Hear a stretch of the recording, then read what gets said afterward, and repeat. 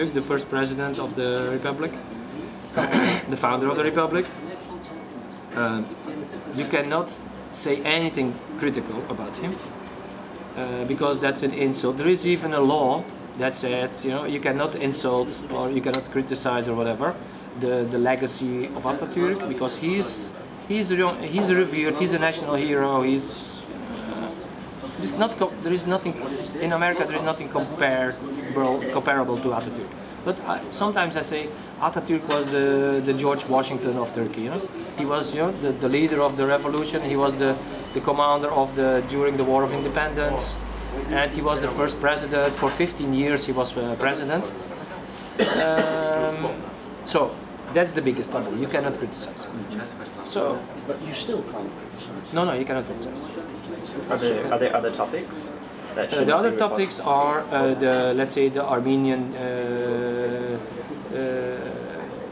what is by the Armenians themselves, they say the genocide. They said 1.5 million Armenians were killed and systematically killed. It was a plan, and the Turks say, of course, many people died, but it was war, and not so many people died, but.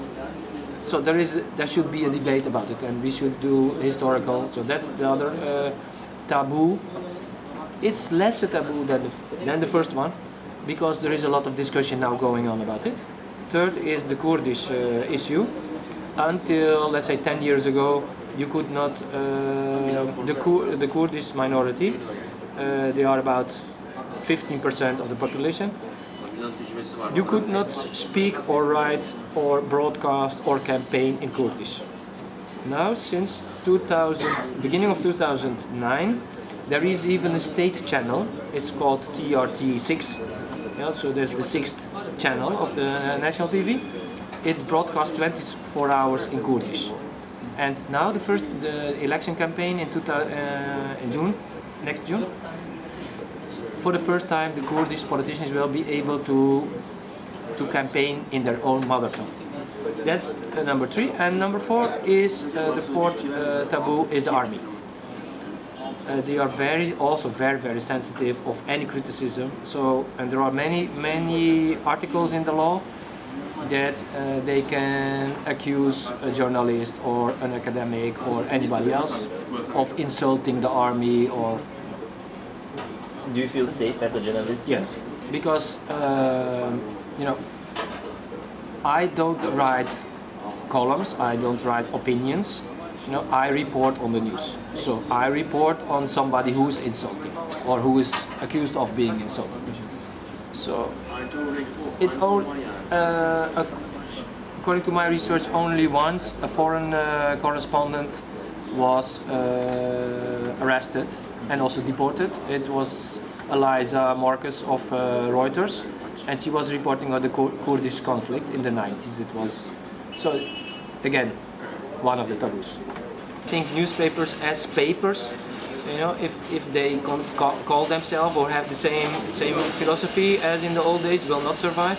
But if they call themselves and act as media, you know, as a media business, they can survive, because there will be some new business models, you know, of there will be more online. You have now the iPad, etc.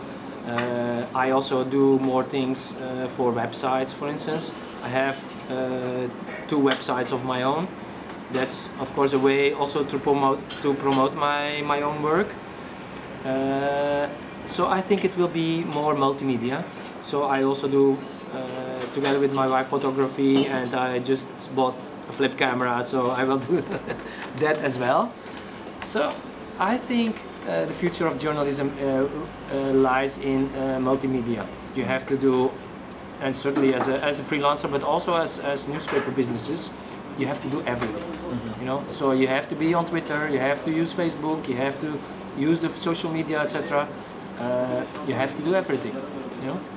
Because you have to target the young readers and the consumers of news. So they want to have the news now, they want to have it immediately. So when you want to read, let's say, the interviews or the background or the analysis, etc., you can go in depth and you have to pay for it. They can give you a bite of it if you want more. I think the Wall Street Journal is doing that already. You know, quality journalism will always exist. Will survive, I'm sure.